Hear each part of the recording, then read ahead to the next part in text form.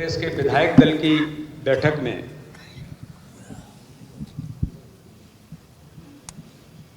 मतलब आज 11 तारीख को ही एक वर्ष पूर्व माननीय मुख्यमंत्री डॉक्टर मोहन यादव जी विधायक दल के नेता चुने गए थे। 13 तारीख को माननीय प्रधानमंत्री जी के नेतृत्व में उन्होंने शपथ ली थी और एक वर्ष के कार्यकाल पूर्ण होने पर आज की इस पत्रकार वार्ता में मैं माननीय मुख्यमंत्री जी को, दोनों उप मुख्यमंत्री, पूरे कैबिनेट के मंत्रिमंडल को और सभी भारतीय जनता पार्टी के सभी कार्यकर्ताओं को, प्रदेशवासियों को इस बात के लिए बधाई देता हूं कि एक वर्ष के काम का लेखा जोखा हमारी सरकार की उपलब्धियों के साथ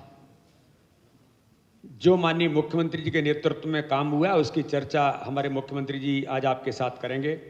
भारतीय जनता पार्टी के संगठन ने भी सरकार के साथ अपनी सरकार की उपलब्धियों को प्रधानमंत्री नरेंद्र मोदी जी के नेतृत्व में और हमारे मुख्यमंत्री डॉक्टर मोहन यादव के नेतृत्व में डबल इंजन की सरकार ने जो विकास और गरीब कल्याण पर काम इस मध्य प्रदेश के अंदर किया है कि आज मैं अगर ये कहूं कि मध्य प्रदेश की सरकार गुड गवर्नेंस के साथ एक संवेदनशील सरकार और त्वरित एक्शन करने वाली सरकार की भूमिका में आदरणीय मोहन यादव जी ने अपनी महत्वपूर्ण भूमिका और पहचान बनाई है, जिनके बारे में हम बार बार कहते हैं कि माननीय प्रधानमंत्री जी और हमारे मुख्यमंत्री जी ने महिला, किसान, गरीब, युवा, इन 4 वर्गों पर जो फोकस किया है। तो किसानों के बारे में साइबर तहसील से लेकर के नीचे तक त्वरित एक्शन किसानों के बारे में करने का जो प्रयास, घर घर में रजिस्ट्री तक पहुंचने का काम कि आपके घर हमारी सरकार पहुंच करके, ये मुझे ऐसा लगता है कि एक महत्वपूर्ण काम हमारी सरकार ने किया है।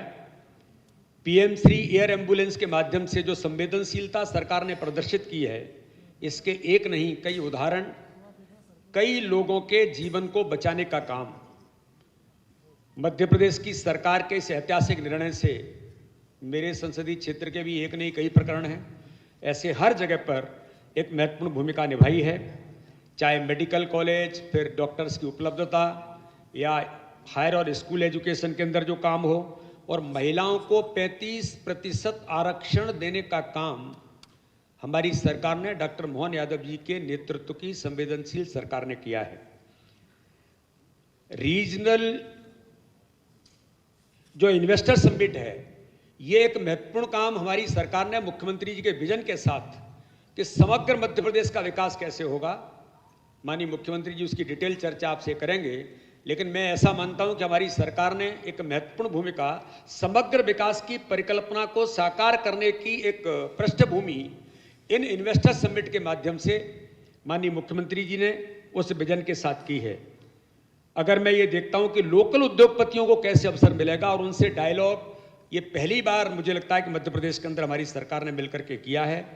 साथ में ही मेट्रोपॉलिटन सिटी, ये जो परिकल्पना है शहरों का समग्र विकास और उस नाते से देश के अंदर मध्य प्रदेश कैसे आगे जाएगा, ये एक बड़ी परिकल्पना हमारे मुख्यमंत्री जी ने इस दिशा में कदम उठाया है। इसलिए धर्म, आध्यात्म, संस्कृति के संवर्धन और उसे संजोने का प्रयास, एक नहीं कई निर्णयों से, उनका उल्लेख मैं अभी यहाँ नहीं कर रहा हूँ, माननीय मुख्यमंत्री जी करेंगे। तो इस सरकार ने इस दिशा में भी, चाहे भगवान बिरसा मुंडा की जयंती को लेकर या फिर नेशनल डेयरी डेवलपमेंट बोर्ड के माध्यम से हमारे उन किसानों को और आर्थिक मध्य प्रदेश को ताकत कैसे मिलेगी, इस दिशा में, और मैं जिसको कभी कभी कहता हूं कि गौ पूजन, गौ संवर्धन ये सामान्य नहीं था, एक बेहतर प्रयास सरकार ने संस्कृति की स्थापना के लिए और संवर्धन के लिए किया है। आगामी आने वाले समय में किसानों के बीच कैन बेतवा से लेकर एक महत्वपूर्ण निर्णय, अटल जी का जो सपना था, वो भी आदरणीय मुख्यमंत्री जी के नेतृत्व में मध्य प्रदेश के अंदर पूरा होगा। मैं उन्हें पुनः एक बार बधाई देता हूं और मध्य प्रदेश की आम जनता को भी शुभकामनाएं। एक वर्ष पूरे होने पर सरकार की, भारतीय जनता पार्टी की सरकार है, जो एक वर्ष के अंदर जो हुआ है उसको माननीय मुख्यमंत्री जी आज आपके माध्यम से जनता के बीच रख रहे हैं। मैं उन्हें बधाई और शुभकामनाएं देता हूं। मैं माननीय आदरणीय मुख्यमंत्री महोदय से प्रार्थना करूंगा कि आप संबोधित करें। आज की इस प्रेस वार्ता में हमारे शुभंकर प्रदेश अध्यक्ष श्रीमान विष्णुदत्त शर्मा जी,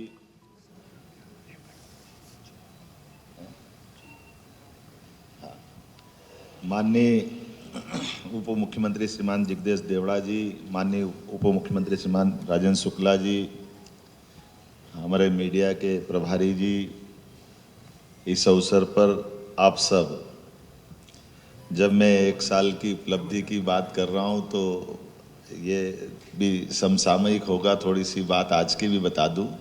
आज 7 उपचुनाव नगरीय निकाय के पार्षदों के आए और 6-1 से भारतीय जनता पार्टी ने विजय हासिल की। मैं प्रदेश अध्यक्ष जी को बधाई दे रहा हूं इस मामले में।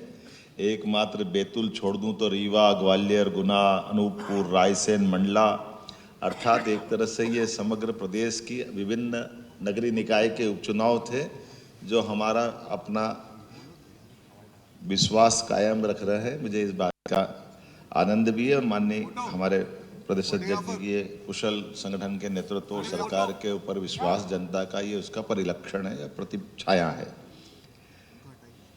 वैसे तो माननीय वीडी शर्मा जी ने सारी बात कह दी, मैं भी इसमें दोहराना है कि थोड़ी सी आउटलाइन पे बात कर लेता हूँ।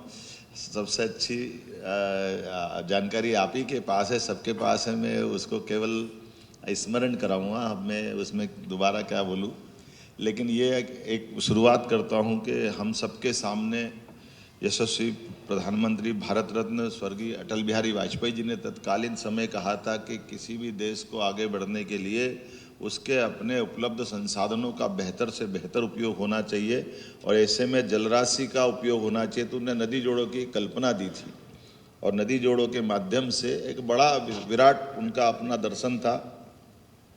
सच मानो तो उस समय कई लोगों को लगा भी था कि ये संभव है क्या, ये तो प्रकृति जन्य है, ये कैसे हो सकता है।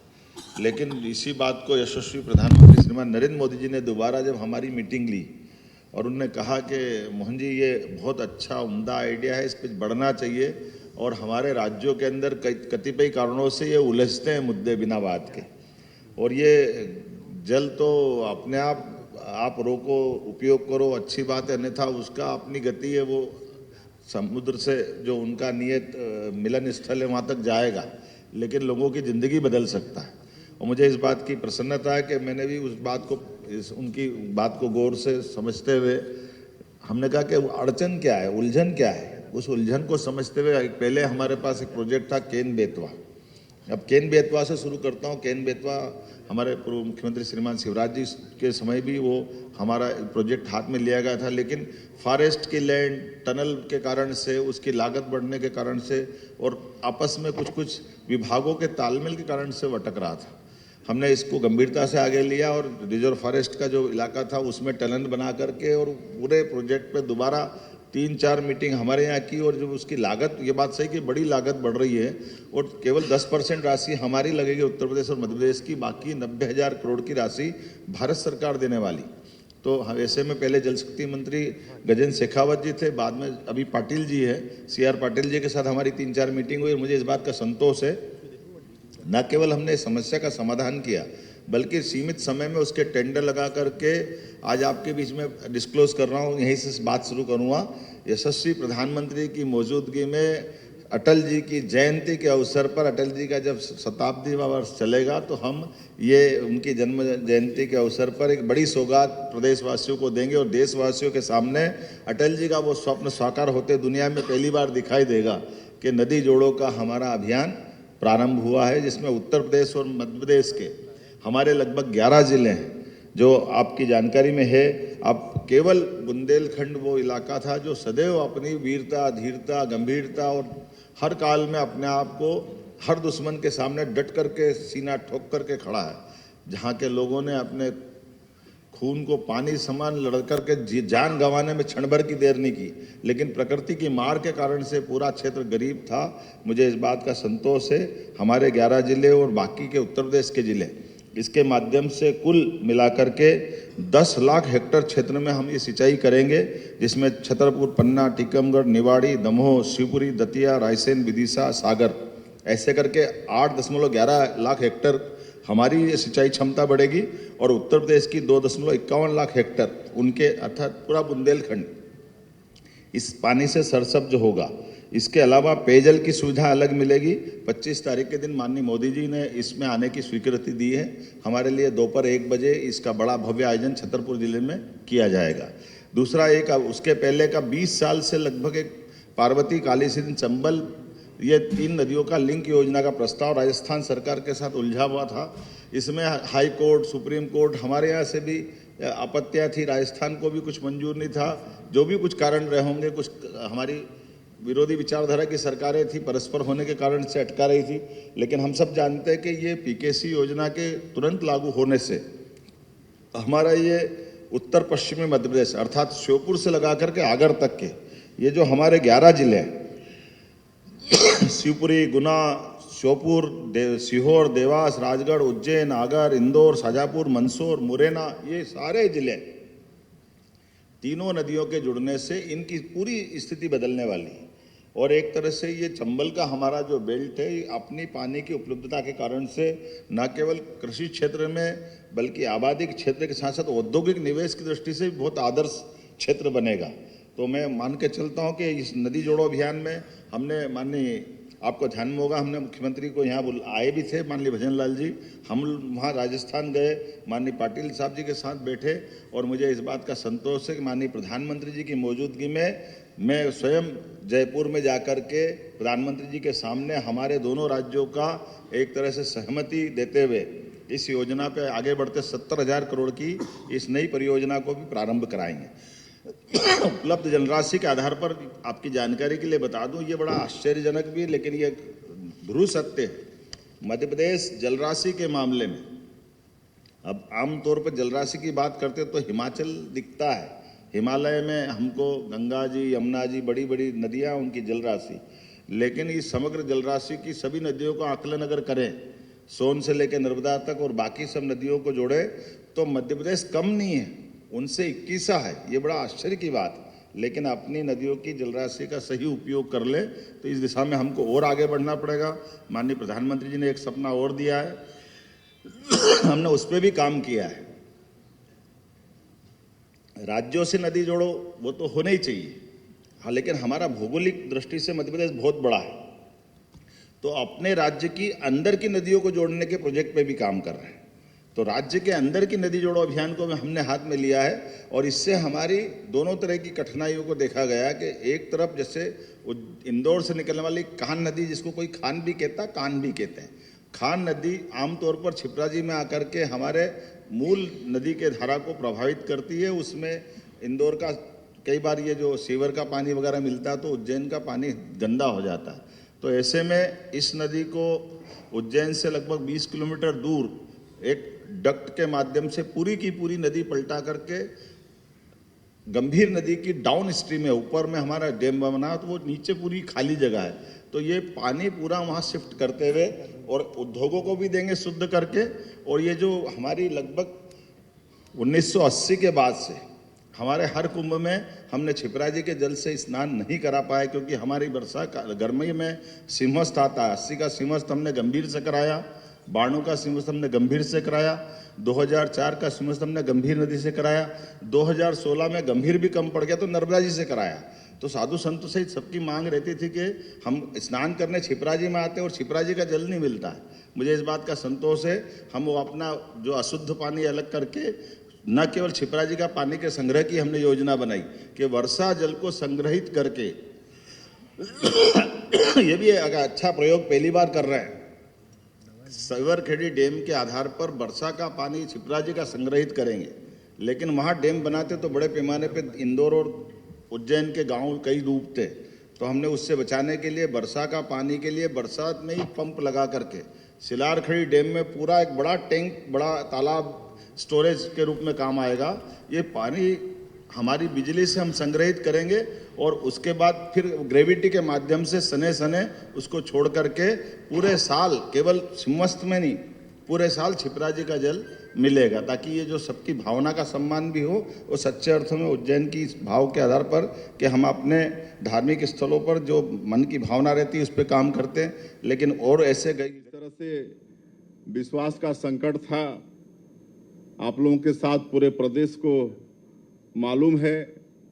कांग्रेस की सरकार ने अपने जन घोषणा पत्र में किए लगभग सभी वादों से मुकरते हुए लोकतंत्र को ही भरोसे में डाल दिया था और छत्तीसगढ़ के साथ धोखा करने का काम किया था। ये एक बड़ी चुनौती थी और हम लोगों ने, हमारी सरकार ने पिछले एक साल में इस विश्वास को कायम करने का प्रयास किया है और आज जब एक साल पूरा होने को है तो उसके एक दिन पहले आज हमारी पूरी सरकार, हमारे दोनों यशस्वी डिप्टी सीएम और हमारे ऊर्जावान मंत्रीगण और हमारे सम्मानीय प्रदेश अध्यक्ष जी, आप लोगों के माध्यम से छत्तीसगढ़ की देवतुल्य जनता को धन्यवाद देने के लिए, उनका जो आशीर्वाद पिछले विधानसभा में हमारी भारतीय जनता पार्टी को मिला, उसके लिए उनका धन्यवाद करने के लिए आज यहाँ पर एकत्र है। और ये बताते हुए मुझे हर्ष हो रहा है कि पिछले 2023 के विधानसभा चुनाव में छत्तीसगढ़ की जनता ने, यहाँ के मतदाताओं ने मोदी की गारंटी पर विश्वास किया और हम लोगों को बड़ा जनादेश देकर सरकार में बैठाया। तो हम लोगों ने भी जो मोदी की गारंटी में वादा किए थे, यहाँ की बहनों को, यहाँ के किसानों को, यहाँ के युवाओं को, जो गरीब लोग प्रधानमंत्री आवास से वंचित हो गए थे और कमजोर वर्ग के लोगों को सहयोग करने के लिए जो भी वादा किए थे, इस एक साल में उसको पूरा करने का सौभाग्य हमारी सरकार को प्राप्त हुआ है। और हमने ये भी वादा किया था कि इस प्रदेश में सुशासन स्थापित करेंगे और आज पूरा प्रदेश ये देख रहा है कि किस तरह से भ्रष्टाचारियों के खिलाफ में तत्परता के साथ कार्रवाई भी हो रही है और उनको दंडित करने का सिलसिला भी जारी हो चुका है। मोदी की गारंटी में जो हम लोगों का वादा था कि धान का कटोरा इस छत्तीसगढ़ में जो अन्नदाता किसान हैं उनको धान का कीमत 3100 रुपया प्रति क्विंटल देंगे, वादा हमारी सरकार ने निभाया है। प्रति एकड़ 21 क्विंटल धान खरीदेंगे, वो वादा भी हमारी सरकार ने पूरा किया है। और 2 साल का बकाया बोनस जो कांग्रेस के जन घोषणा पत्र में भी था, लेकिन 5 साल तक उन्होंने जिक्र नहीं किया, तो 14 लाख किसानों का 3716 करोड़ रुपया बकाया बोनस जो था 2023 के दिसंबर 25 को, जिसको हम लोग सुशासन दिवस के रूप में मनाते हैं, जो भारत रत्न हमारे छत्तीसगढ़ के निर्माता श्रद्धेय अटल बिहारी वाजपेयी जी की भी जयंती है, उस दिन ये बकाया राशि देने का काम किए। उसी तरह से आज 70 लाख महिलाओं को प्रति महीना महतारी बंधन योजना में 1-1 हज़ार रुपया उनके खाते में देने का काम कर रहे हैं। अभी तक 10 किस्त दे चुके हैं और कुल 6,530 करोड़ रुपया उनके खातों में महतारी बंधन योजना में भेजने का काम हमारी सरकार ने किया है।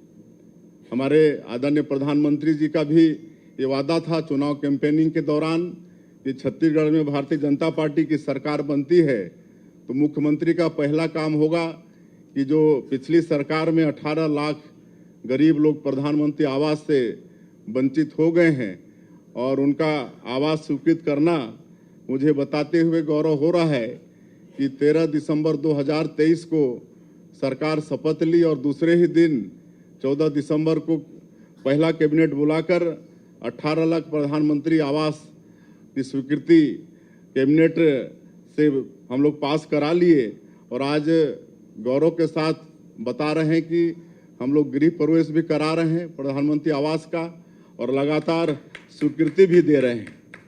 उसी तरह से ये भी वादा था कि जो विशेषकर बस्तर और आपका सरगुजा संभाग है, वनवासियों की बाहुलता है, आदिवासियों की बाहुलता है, और जो तेंदुपत्ता है जिसको हरा सोना कहते हैं, उनके आय का एक बड़ा जरिया है, तो उसका कीमत भी 4,000 से बढ़ाकर 5,500 प्रति मानक बोरा कर दिए और उनका पूरा पत्ती सरकार पिछले साल भी खरीदी है।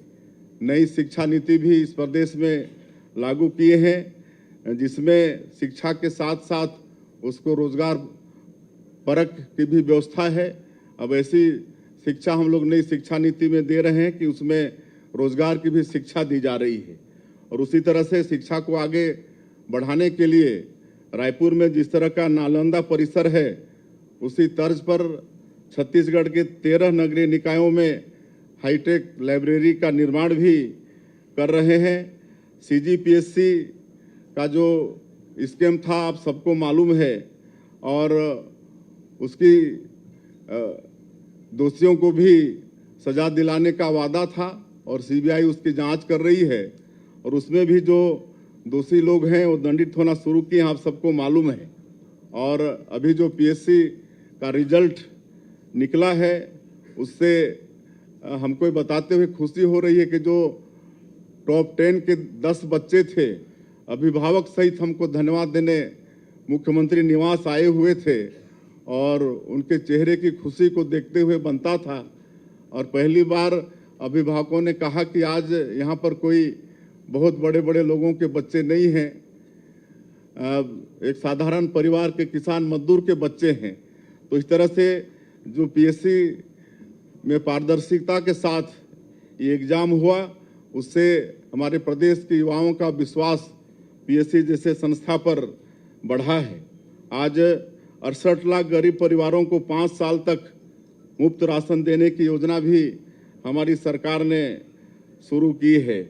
और प्रदेश में सुशासन स्थापित करने के लिए सरकार में हम लोग सुशासन और अभिसरण नाम से एक नया विभाग का गठन भी किए हैं, जिसके माध्यम से प्रयास हो रहा है कि जनता को, आम नागरिकों को छोटे छोटे कामों के लिए दफ्तर के चक्कर लगाना नहीं पड़े। और छत्तीसगढ़ राज्य निर्माता पूर्व प्रधानमंत्री भारत रत्न अटल बिहारी वाजपेयी जो सुशासन का सपना हम लोग को दिखाए हैं, उसको भी पूरा करने का प्रयास ये सरकार कर रही है। और पुराणों में जिसे रामराज कहा गया है, उससे ही हम लोग सुशासन कहते हैं।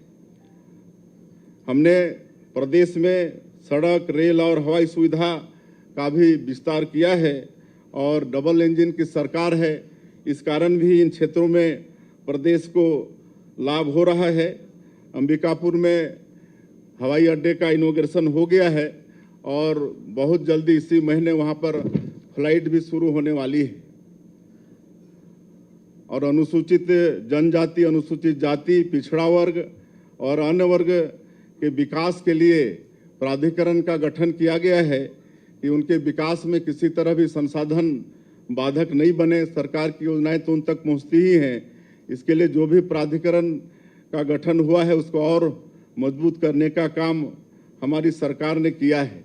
और ये छत्तीसगढ़ में जनजातीय समाज का सम्मान बढ़ाने के लिए जो उनके पुजारी होते हैं, बैगा, गुनिया, सिरहा, इनको 5-5 हज़ार रुपया सालाना देने की घोषणा भी हमारी सरकार ने की है।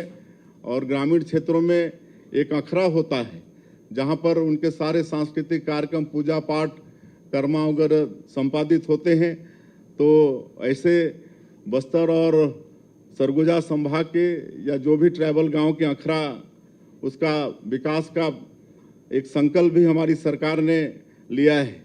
बस्तर में पर्यटन कॉरिडोर का निर्माण भी किया जा रहा है और मुझे आप लोगों को बताते हुए ये गौरव हो रहा है कि संयुक्त राष्ट्र विश्व पर्यटन संगठन जो है, जो पूरे विश्व में 20 गांव का चयन किया है पर्यटन के क्षेत्र में, उसमें हमारा छत्तीसगढ़ का गांव धुड़मा रास वो शामिल हुआ है।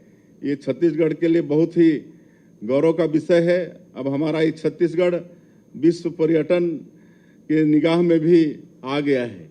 हमारे जसपुर में एक प्राकृतिक मधेश्वर पहाड़ है जो प्राकृतिक विश्व का सबसे बड़ा शिवलिंग है और उसको मान्यता मिली है, भी गौरव का विषय है। और भगवान राम से छत्तीसगढ़ का गहरा नाता है। माता कौशल्या का ये मैके है और भगवान राम जो हमारे भाचा हैं, अपने 14 साल के वनवास काल में से 10 साल हमारे छत्तीसगढ़ में गुजारे हैं। तो हमारी सरकार ने रामलला दर्शन योजना का भी शुभारंभ किया है और इसके तहत आज 20,000 से ज़्यादा राम भक्त अयोध्या जाकर भगवान राम का दर्शन करके आ गए हैं। हमारी सरकार ने नई उद्योग नीति 2014-2030 इसका भी लॉन्च किया है और इसमें हमारे प्रदेश के युवाओं को स्वरोजगार मिले, इस पर विशेष ख्याल किया गया है। सूक्ष्म लघु और मध्यम उद्योग को रियायत देने पर भी नई उद्योग नीति में प्रावधान किए गए हैं और उद्योग नीति में अनुसूचित जाति, जनजाति, महिला उद्यमी, सेवानिवृत्त अग्निवीर, भूतपूर्व सैनिक, नक्सल प्रभावित, आत्मसमर्पित नक्सली और जो तृतीय लिंग के उद्यमी को विशेष प्रोत्साहन का प्रावधान नई उद्योग नीति में किए हैं। और नक्सलवाद के साथ भी जिस तरह से हमारी सरकार मजबूती के साथ लड़ रही है, आज पूरे देश को मालूम है और माननीय हमारे देश के यशस्वी गृह मंत्री श्री अमित शाह जी मार्च 2026 तक ये नक्सलवाद को पूरे देश से समाप्त करने का संकल्प लिया है। हमारे प्रदेश में काम करें, हम उसको भी मदद करने को तैयार है। चौथा, इसके अलावा कोई विदेश के बैठे हुए निवेशक है वो भी आना चाहे तो समान रूप से हम इस पे पूरे पे काम कर रहे हैं। मुझे इस बात का संतोष है कि लगभग इसी आधार पर 4 लाख करोड़ का, जैसे मैंने पहले अपना उल्लेख किया, और इसके लिए हमने उज्जैन, जबलपुर, ग्वालियर, सागर, रीवा, नर्मदापुरम और अगले महीने 16 तारीख को हम शहडोल संभाग की करेंगे। फिर भोपाल में पहली बार ग्लोबल इंडस्ट्रीज कॉन्क्लेव करेंगे। माननीय प्रधानमंत्री जी ने उसकी भी समय अपनी अनुमति दी है। वो 24 फरवरी को हमारे यहाँ ये कॉन्क्लेव होगी जिसमें माननीय प्रधानमंत्री जी स्वयं शामिल होंगे। मुझे इस बात की प्रसन्नता कि एक तरह से हमारे पास ये 3 महीने का रोडमैप अभी तैयार हुआ जिसमें प्रधानमंत्री लगातार हमारे पास इन कामों से जुड़ेंगे। लेकिन इसके लिए भी हमने अपने संभाग में भी की, लेकिन मुंबई, बेंगलोर, कोयम्बटूर, कोलकाता और अब बाकी राज्यों के अलग अलग ऐसे निवेश की बड़ी संभावना के महानगरों में जाकर के भी हमारे अधिकारी वहाँ रोड मैप करके अपनी सारी चीज़ों की, अपनी पॉलिसियों के बारे में बात कर रहे हैं, जिस आधार पर बड़े पैमाने पे लोग आकर्षक हो रहे हैं। मुझे इस बात का संतोष है कि निवेश प्रोत्साहन का ये पूरा अभियान हमारे सारे कामों पे सबसे उत्साहवर्धनक है, जो किसी भी राज्य की आर्थिक समृद्धि के लिए एक पर्याप्त और एक ठोस काम है जिस पे हमको बढ़ना चाहिए। मुझे इस बात का भी आनंद है कि हमारी समृद्ध हो रही संस्कृति पे भी हम काम कर रहे हैं, जिसमें हम एक तरफ भगवान राम के श्री राम वनगमन पथ की पर काम कर रहे हैं तो दूसरी ओर भगवान श्री कृष्ण के भी पाथे योजना पे काम कर रहे हैं। अर्थात बदलते दौर में आजकल हमारे पर्यटन के साथ साथ धार्मिक पर्यटन के आधार पर भी रोजगार की बड़ी संभावना है।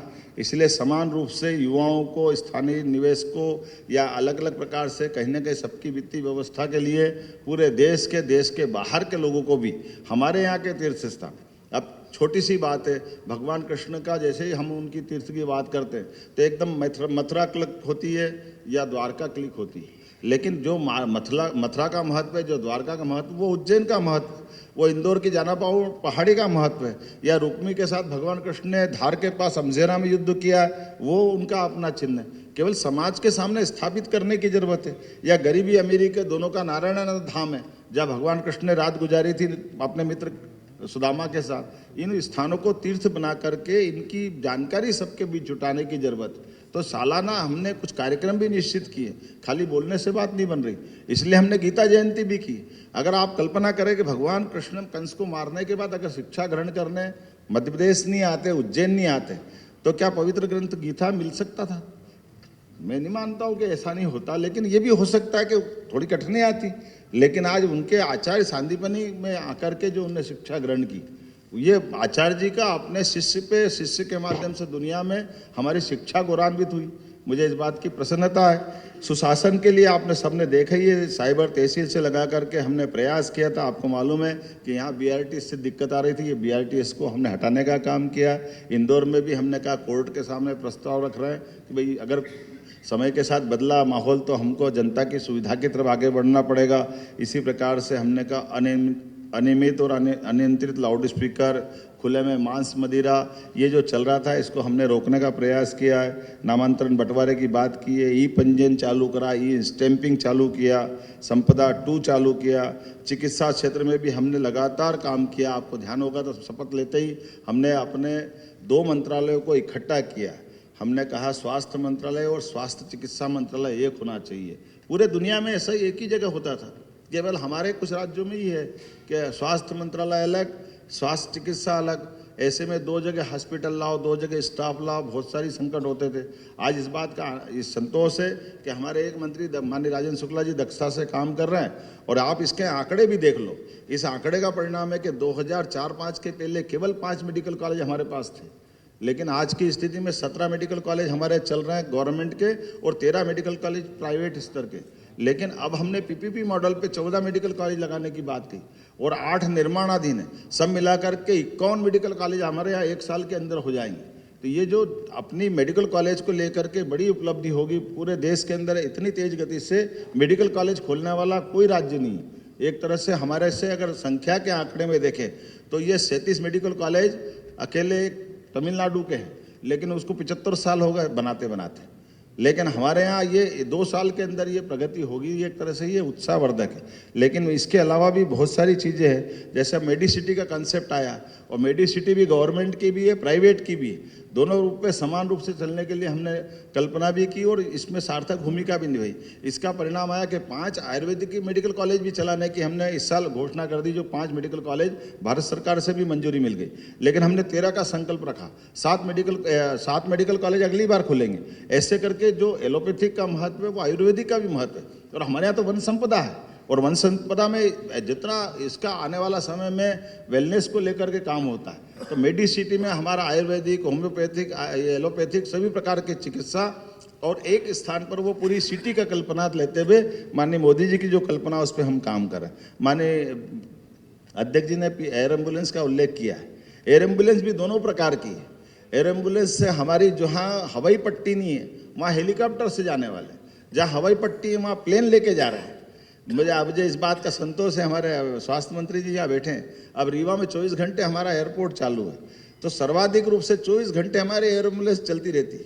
अभी हमारे माननीय मंत्री प्रोद्युम्न तोमर जी के भैया के लिए आपके क्षेत्र में मैं बताना चाहूँगा कि पन्ना के अंदर एक खदान अधिकारी रिटायर्ड, सुबह पति पत्नी घूमने जा रहे थे, घूमते हुए आने पीछे से ट्रक चढ़ गया, पहिया पूरा पैर उनका पन्ना में ऐसा खत्म ही हो गया था एक तरह से। एयर एम्बुलेंस आई, तुरंत उसको उठाकर लिफ्ट किया, बंसल हॉस्पिटल में भर्ती किया, भले ही उनका पैर निकालना पड़ा लेकिन जान बच गई। तो ये जो आज के ज़माने में व्यवस्था है उसका केवल सदुपयोग करने की ज़रूरत। मुझे इस बात का संतोष कि आने वाले समय में जब मेडिकल कॉलेज नीचे हो जाएंगे तब नीचे प्रबंधन हो जाएगा। लेकिन आज पूरे देश में सबसे पहले हमारा, और ये आयुष्मान योजना के अंतर्गत 1 रुपया भी नहीं लग रहा है। हमने कहा गरीब आदमी की जान बचाना ये हमारा काम है, तो एयर एम्बुलेंस की दोनों सुविधा ये देने का काम भी हमारे द्वारा किया गया। और आज की स्थिति में पूरे देश के अंदर मध्य, उस पर क्या कहेंगे आप? देखिए, आज कोई भी धरातल में देख सकता है कि मोदी की गारंटी में जो भी हम लोगों के वादे थे आज वो पूरे हुए हैं। आज प्रधानमंत्री आवास बनना शुरू हो गया है। 10 किस्त हम लोग महतारी बंधन योजना में हर महीना 1,000 रुपया 70 लाख से ज़्यादा माताओं के खाते में भेज रहे हैं। 2 साल का बकाया बोनस वो दिए हैं। 21 क्विंटल प्रति एकड़ धान खरीद रहे हैं। 3100 रुपया धान का कीमत दे रहे हैं। इसको कौन झूठला सकता है? ये तो रिकॉर्ड में है। तो ये सब भी अगर विकास का काम उनको नहीं दिखता है तो उनको अब कौन सा चश्मा पहना है। मुख्यमंत्री राजेश मिश्रा। मुख्यमंत्री जी, मैं खोमन सा हूँ। धन्यवाद। हेलो हेलो पूछूंगा यार मैं नहीं जाएगी हाथ उठा देता हूँ। देखिए अभी तो 4 साल हम लोग के पास हैं। ये जानकारी है सरकार के पास में आई है, उस पर विचार जरूर सरकार करेगी। सत्यप्रकाश जी न्यूज। हम अपने पैरों पे खड़े होंगे, बल्कि इसके माध्यम से किसानों की आय बढ़ाएंगे। इसलिए दूध के उत्पाद बने। अभी दूध के कुल उत्पाद का 2% हम उपयोग कर पा रहे हैं, बाकी अपने अलग अलग प्रकार से ही उसका उपयोग होता। तो अपनी उत्पाद की ठीक से कीमत मिले, किसानों की आय और बढ़े, इस दिशा में दूध उत्पादन का हमने ये संकल्प लिया है। और दूध उत्पादन के साथ साथ ये जो गोवंश है, आपकी जानकारी के लिए बता दूं कि हमने स्वच्छता नगर की बात करते हैं, और स्वच्छता नगर में अगर अस्वच्छ होते तो पशु और इनके कारण से जो कष्ट होता, इसका समाधान भी खोजने का प्रयास किया कि हमने नगरीय निकायों से, नगर निगम से चालू किया। और बड़ी बड़ी गौशाला, और बड़ी गौशाला में भी जो बूढ़ी, अपाई, लावारिस इस प्रकार का गोवंश है, उनको रखने की क्षमता नगर निगम के माध्यम से शासन ने वित्तीय व्यवस्था की है। और व्यक्तिगत स्तर पे केवल नगर निगम या सरकारी निकाय या गौशाला में गाय या गोपालन नहीं होना चाहिए, लोग अपने जीवन में भी रखें। इसलिए 10 से ज़्यादा जो गोमाता पालेगा उसको भी अनुदान देंगे। ये योजनाओं के माध्यम से हर व्यक्ति के जीवन में बदलाव आए, वो आर्थिक रूप से समृद्ध हो। इसलिए गौ संरक्षण को लेकर हम काम कर रहे हैं। गौशालाओं के लिए भी जो 20 रुपये प्रति गोमाता हम राशि देते थे, उसको 40 रुपये प्रति गोमाता की राशि दे करके एक तरह से हमने इस पर काम किया। घायल गाय माता के लिए हाइड्रोलिक केटल लिफ्टिंग वाहन हमने दिया है, जिसमें प्रति 50 किलोमीटर पे वाहन गो एम्बुलेंस उपलब्ध करा रहे हैं, ताकि कोई घायल, बीमार या कोई कारण से गोमाता रहे तो उसके जीवन में भी बदलाव लाए। टाइगर रिजर्व की तो बात ही क्या, कल का हमने 1 साल उन्हीं के नाम पे किया है। जब हमारा दिन में जब रातापानी टाइगर रिजर्व के समय हमारे रायसेन, सीहोर, भोपाल, विदिशा, होशंगाबाद के मित्रों के साथ दिन में हमारा एक कार्यक्रम होने वाला है, जिसमें रातापानी टाइगर रिजर्व बहुत लंबे समय से अटका हुआ था। ये टाइगर रिजर्व का बनते ही आज हमारी देश की एकमात्र राजधानी हो जाएगी, जो सबसे एक तरह से ये टाइगर रिजर्व के अंदर ही आ गई, समझ लो। इतने नज़दीक पूरे देश में कोई राजधानी नहीं है। मुझे इस बात का संतोष है, हमने इस पे भी काम किया है। और इसके बाद ये 8वां टाइगर रिजर्व बना और 9वां हमारा माधव टाइगर रिजर्व बनने वाला है, जिसकी भारत सरकार ने औपचारिकता कर दी है। हमारा भी अधिसूचना जारी हुई है, एक थोड़ी प्रोसेस बची है, तो इसी 15-20 दिन में एक बड़ी चीज़ हो जाएगी। चीता कॉरिडोर से लेकर के बाकी सारी बातें तो आपने सबने देखा ही है। अब स्थायी रूप से हाथी भी हमारे यहाँ बस गए। हाथी के बसने से हमारे राज्य में कुछ चुनौतियाँ भी आई है, कुछ हमको सीखने को भी मिल रहा है, कुछ हमको भी इसके लाए, क्योंकि लगभग 100 साल पहले तक हाथी रहते थे, लेकिन आज की स्थिति में 100 के आसपास हाथी हमारे पास आ गए और वो जा नहीं रहे। और जाना के साथ हमको उनके, जैसे टाइगर बस रहे, टाइगर के रिजर्व पार्क बना रहा है, ऐसे हाथियों के लिए भी स्थायी रूप से हमको प्लान करना है। इसलिए समान रूप से हमने सभी राज्यों में जहाँ हाथी है, वहाँ के फॉरेस्ट और बाकी चीज़ों का अनुभव क्या है, तो अधिकारियों को भेज करके हम उनकी ट्रेनिंग भी करा रहे हैं। मैं स्वयं भी जनवरी में काजीरंगा जो असम का पार्क है, मैं वहाँ खुद जाने वाला। मेरी मुख्यमंत्री से बात हुई है कि हम एक ठोस समाधान निकालें, ताकि ये जो मानव और हमारे हाथियों के संघर्ष ये कम से कम हो सके। और कुल मिलाकर के स्थायी रूप से हम इनको बसाएंगे तो इन व्यवस्थाओं पे आने वाले समय में इनकी संख्या भी बढ़ेगी। हो सकता अभी 2 माधवनगढ़ और इधर टाइगर पार्क पे आगे बढ़ते जाएंगे तो हमारी कोई कष्ट नहीं आना चाहिए। मैं उम्मीद कर रहा हूँ कि जिस प्रकार से हमने रेस्क्यू सेंटर बढ़ाने का निर्णय किया कि हमारे हर संभाग में जहाँ हमारे रिजर्व पार्क है उनके आसपास में हम रेस्क्यू सेंटर भी बढ़ाएंगे, ताकि इनकी कोई कष्ट आता है तो उसका इलाज भी समाधानकारी हो। और कुल मिलाकर के हमारी जो वन्य जीवों के प्रति भावना, उस भावना में हमारी सद्भावना और ये खासकर संवेदना भी जुड़ी दिखाई दे। कानून व्यवस्था को लेकर के पहली बार वारंट और सम्मन तामील करने के लिए ई-वारंट की बात कही। डिजिटल अरेस्ट के मसले तो आपने देखा ही है कि हमारी सरकार के माध्यम से हमने साइबर तहसील से नीचे थानों तक डेस्क चालू की है। और ये बड़ी चुनौती है, ये बहुत बड़ा काम है, लेकिन हम इस पे चरणबद्ध रूप से इसका समाधान करने जा रहे हैं। विभिन्न 22,000 से ज़्यादा थानों की सीमाएं बदली है। ये आज़ादी के बाद पहली बार हुआ कि थानों की इतनी बड़ी बड़ी सीमा थी जिसका युक्तियुक्तकरण हमने सबसे मिलकर करने का प्रयास किया। और इसी का एक चरण हमने ये अपने जिलों की संभाग की पुनर्सीमा के लिए आयोग बनाया है, जो हमारे सभी जिलों की युक्तियुक्तकरण के आधार पर इनकी सीमा को पुनर्मूल्यांकन का काम करेगा, ताकि कानून व्यवस्था सहित सभी विकास के मामलों में भी प्रशासनिक दक्षता से काम हो सके। सिंचाई का रकबा बढ़ाने की बात मेरी हो चुकी है। लगभग ये हमारा अभी मैं आज भी जा ही रहा हूँ सीधा अलीराजपुर जैसे क्षेत्र में भी एक बड़ा आज हमारा नई परियोजना का हम भूमि पूजन करेंगे। अब 4,197 करोड़ का जावद नीमच ये सूक्ष्म सिंचाई परियोजना, आमतौर पे चंबल से चंबल का हमको लाभ नहीं मिलता मंदसौर नीमच को, लेकिन अपने बूंद का एक एक जल की एक एक बूंद का लाभ मिले किसानों को, इस दिशा में हम काम कर रहे हैं। तो ये प्रत्येक क्षेत्र में हो रहा है। और अभी तक नर्मदा जी के माध्यम से लाभ मिला था, अब हमारा ये जो चंबल और ये जो बुंदेलखंड का बेल्ट है, कुल मिलाकर के पूरे प्रदेश के अंदर सभी बड़ी बड़ी जल राशियों का उपयोग बेहतर से बेहतर कर ले। आध्यात्मिक नगरी को लेकर के विश्व का सबसे बड़ा मेला वहाँ कुंभ प्रवेश करता है। वृश्चिक राशि में इसलिए कुंभ होता है, हमारे यहाँ सिंह राशि में बृहस्पति प्रवेश करते हैं इसलिए सिंहस्थ होता है। लेकिन ये विश्व के सबसे बड़े मेले और सबसे बड़े मेले, तो इसके लिए हमारी जवाबदारी भी उतनी बढ़ जाती। ऐसे में इन मेलों की व्यवस्था सुव्यवस्था में बदले। मैंने माननीय प्रधानमंत्री जी से बात की 2 दिन पहले, उन्होंने कहा तुरंत आप अपने दल भी भिजवाओ प्रयागराज में भी, और सारे बड़े बड़े प्रबंधन सारे तुरंत प्रारंभ करो। ये अपने प्रदेश की बड़ी गरिमा का स्थान है। और उज्जैन तो वो स्थान है जहाँ अब हमारे पास प्रतिदिन 2 लाख से ज़्यादा अपने धार्मिक पर्यटन के लोग आ रहे हैं। एक साल में सबसे ज़्यादा देश में धार्मिक पर्यटक आने वाला स्थान अब हमारा मध्य प्रदेश और उज्जैन बना है। तो ऐसे में इनका प्रबंधन पूरे साल करने की ज़रूरत है। बहुत सारे काम उस पर हम कर रहे हैं। इसका टास्क फोर्स बना दिया है, प्लान बना दिया है। हरिद्वार की तर्ज पर स्थायी रूप से साधु संतों को बसने के लिए हम खुद भूखंड देंगे, ताकि टेम्परेरी रूप का जो झंझट रहता है वो खत्म हो जाए। अपने सत्यमित्रानंद जी ने तो सालों पहले हरिद्वार में कितना बड़ा बिल्डिंग बनाया, वो 8 मंजिल, कितने मंजिल है ना, कितना भव्य बना, कितने साल पहले बनाया। तो हमने कहा जब वहाँ बन सकता, हरिद्वार में भी तो कुंभ होता है, तो उज्जैन में क्यों नहीं बन सकता।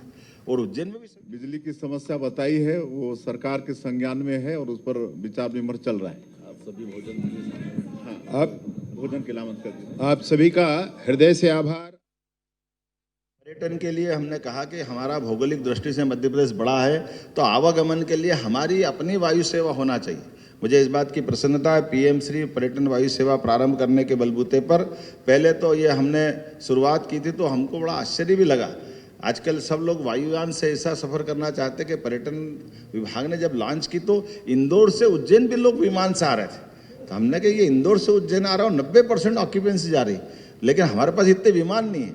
तो हमने धीरे से उसको बंद किया कि इंदौर उज्जैन तो चलेगा, इंदौर भोपाल भी छोड़ो, लेकिन सिंगरौली भोपाल चलेगा। हमने पहले शुरू में किया तो ये सर्किट बहुत काम कर रहा है, लेकिन अब बदलते हमने कहा जो दूर वाले हैं पहले प्रोजेक्ट, जैसे रीवा भोपाल, जबलपुर भोपाल, सिंगरौली भोपाल, ऐसे नए रूट बनाए।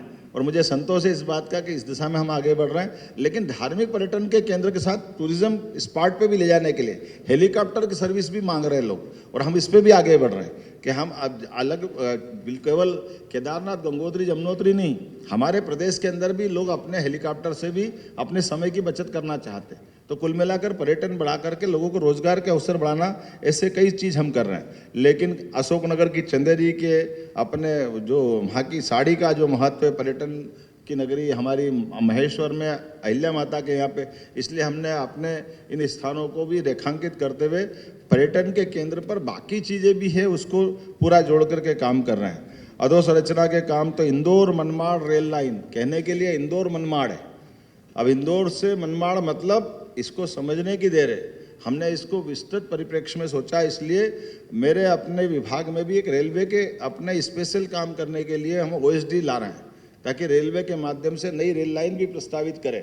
और आप अंदाज लगा लो, इंदौर मनमाड़ मतलब इंदौर मुंबई की नया ट्रैक बनने वाला है। ये लगभग हमारा 18,036 करोड़ का माननीय मोदी जी के माध्यम से ये 309 किलोमीटर का इतना बड़ा ये अपना प्रोजेक्ट बनेगा। इसके माध्यम से जो अभी तक हमारा दिल्ली बम्बई कॉरिडोर है, इसमें इंदौर के माध्यम से बम्बई जाएंगे तो 4 घंटे की बचत होगी, लगभग 250 किलोमीटर बचेगा। और ये जैसे मुरैना दिल्ली के रास्ते से जो बम्बई जाता है, वो मुरैना से वापस ग्वालियर, ग्वालियर से भोपाल, भोपाल से इटारसी, इटारसी से खंडवा और फिर घुसता है। अब इसकी ज़रूरत नहीं, जिसको सीधा मुंबई जाना है वो सीधा अगर मुरैना के पास से ग्वालियर से ही सीधा राजगढ़ के रास्ते से इंदौर आ जाए और इंदौर से सीधा वो बम्बई चले जाए, तो ये जो कंटेनर लेकर के जो व्यापारिक मालगाड़ियाँ वगैरह दूसरी चीज़ें हैं, तो ये पूरा बेल्ट भी कवर करेगा। तो हमने प्लान बनाया कि ये रेल लाइन जो अभी थोड़ा जहाँ हमारे पास औद्योगिकरण की काफ़ी गुंजाइश है, राजगढ़, गुना, अशोकनगर या उज्जैन इंदौर से होते हुए, तो ये पूरे रेल ट्रैक का लाभ लेंगे। इसी प्रकार से जो इंदौर से दिल्ली से आने वाला नागदा से जो गुजरात होकर बम्बई जाती, उसको भी इंदौर के ट्रैक से जोड़ रहे हैं। तो कुल मिलाकर के एक एक रेल लाइन का उपयोग प्रदेश की बेहतरी के लिए कैसे क्या हो सकता है। इसी प्रकार से मेट्रो ट्रेन के बारे में भी बात की, लेकिन वंदे मेट्रो की बात भी कर रहे हैं। जो बड़ी रेल लाइन है वंदे मेट्रो और मेट्रो में अंतर ये है, मेट्रो की स्पीड केवल 80 किलोमीटर की होती और वंदे मेट्रो की स्पीड 160 की होती। वंदे मेट्रो ऑलरेडी ब्रॉडगेज पे चल जाता है, लेकिन जहाँ जहाँ उपलब्ध है वहाँ हम वंदे मेट्रो को लाएं। जैसे इंदौर, उज्जैन, देवास, धार, ये पूरा एक सर्किल बन सकता है। हमारे रेल ट्रैक बने हुए भी, तो छोटा सा वंदे मेट्रो का ट्रैक तो करेंगे, लेकिन बड़ा ट्रैक हम रेलवे मंत्री के साथ करने वाले हैं। ऐसे बड़े बड़े और दूसरे बहुत सारी प्रकार की बात सोच रहे हैं। मैं उम्मीद कर रहा हूँ कि आज जिस प्रकार से हम प्लान कर रहे हैं, राष्ट्रीय विंध्य क्षेत्र में 6ठा एयरपोर्ट मिला है, ये इसकी बधाई। ग्वालियर में सबसे कम समय में एयरपोर्ट बना, इसका भी बड़ा एक तरह से मध्य प्रदेश को लाभ मिला माननीय मोदी जी के माध्यम से। केंद्रीय योजनाओं में लगातार हम आगे बढ़े। हमने तय किया सरकार बनने के बाद कि हमारी अर्थव्यवस्था 5 साल में डबल होना चाहिए, इसलिए इस प्रकार से सारे काम को हाथ में लिया है कि निश्चित रूप से 5 साल के अंदर हमारा ये बड़ा होगा। हम कोशिश कर रहे हैं, अभी 1 लाख अस्थायी कृषि पंपों की, लेकिन आने वाले समय में जो 40 लाख किसान हमारे पास है, 40 लाख ही किसानों को क्रमशः 4 साल के अंदर सबको परमानेंट सोलर पंप देने का हम निर्णय कर रहे हैं। इससे 2 काम होंगे। एक बड़ा काम हमारे अपने बजट पे भी लाभ का मिलेगा। लगभग 15,000 की सब्सिडी हमको हर बार किसान को जो देना पड़ती है, उस किसानों की देने वाली सब्सिडी का प्रश्न नहीं है, हमारे को ये समय के साथ बढ़ती जाएगी। आज 15,000 है, 4 साल बाद ये 20,000 होगी, फिर 25,000 होगी। उधर किसानों को भी दिक्कत आती है, हम अपनी लाइन खींचेंगे दूसरी, लेकिन अगर बिजली भगवान ने सूर्य देवता दिया है, वो अपने पंप लगा करके अपनी बिजली ले ले, तो वह अपनी खुद की बिजली उत्पन्न करे और खुद की किसानी में ले, 1 पैसा नहीं लगेगा उसका। सारे किसान इस पर खुश है और मांग भी रहे कि सोलर पंप हमको दे दो। जैसे ही सोलर पंप देते तो टोले, मजरा, छोटे छोटे गांव, अंदर तक बड़े पैमाने पर बिजली का हमारा एक काम खत्म होगा। इसी प्रकार से कुसुम 3 योजना के अंतर्गत नगरीय क्षेत्र में भी छत पे भी हम बिजली के पंप देना चाह रहे हैं, सोलर पंप, ताकि इसके आधार पर अपने घरों के अंदर भी लोग अपनी बिजली उत्पन्न करें। कुल मिलाकर 10,000 से 11,000 करोड़ का उस पर भी फटका पड़ता है। ये दोनों मिला लें तो 25,000 करोड़ आसपास हमको बजट में ये देना पड़ता है। एक एक करके सारे विभागों से इस तरह से जो हम पे अनावश्यक खर्चे हैं, इसको कम करते हैं और इनको जनहितैषी विकास की योजना में पैसा लगाएंगे। तो कुल मिलाकर के बहुत सारी बातें कही है, बोलने के लिए तो बहुत सारी बात है, लेकिन मैं समझता हूँ कि आज के लिए इतना पर्याप्त है। मुझे भी यहाँ के बाद अभी अलीराजपुर जाना बाकी है, 4 पन्ने बाकी है। मुझे लगता है कि भैया इतने आप दे देना है। अरे बहुत सारा हो जाएगा, अब अपनी सीधी बात कर लें। हाँ, एक मिनट जरा, एक विषय छूट गया, 1 मिनट। अरे वो मेरे अभी इतने सारे आइटम में वो एक रह गया। एक हमारा 11 तारीख से लगा करके जन कल्याण पर्व का एक पखवाड़ा हम अपने इन व्यवस्थाओं के आधार पर रोज जोड़ने जा रहे हैं, जिसमें रोज नई सौगात भी मिलेगी। और हमारा जैसे कल राता पानी का मिलेगा, आज हमने फ्रीगंज का ब्रिज दिया है। हाँ, और एक हमने 40 दिन की योजना बनाई कि हमारे ये इवेंट के कार्यक्रम के साथ साथ जनहितैषी योजनाओं के जनता को लाभ कैसे मिले। तो 76 प्रकार की जन कल्याणकारी योजनाओं के पात्र हितग्राही कोई गांव में बैठे, मोहल्ले में बैठे, वार्ड में बैठे, तो सारी की सारी सरकार के सारे लोग कलेक्टर के निर्देशन में ग्रामीण स्तर पर जिला पंचायत नोडल अधिकारी बनाया है, शहरी क्षेत्र में नगर निगम आयुक्त को बनाया है। वो नीचे तक अपनी प्रत्येक घर तक जाकर के जो पात्र हितग्राही है उन योजनाओं को लेकर के वहाँ तक जाएंगे। जो जैसा पात्र है, मान लो किसी का आयुष्मान कार्ड नहीं बना है तो आयुष्मान कार्ड बना देगा, कोई को हेल्थ की सुविधा दिलाना वो दिलवाएगा।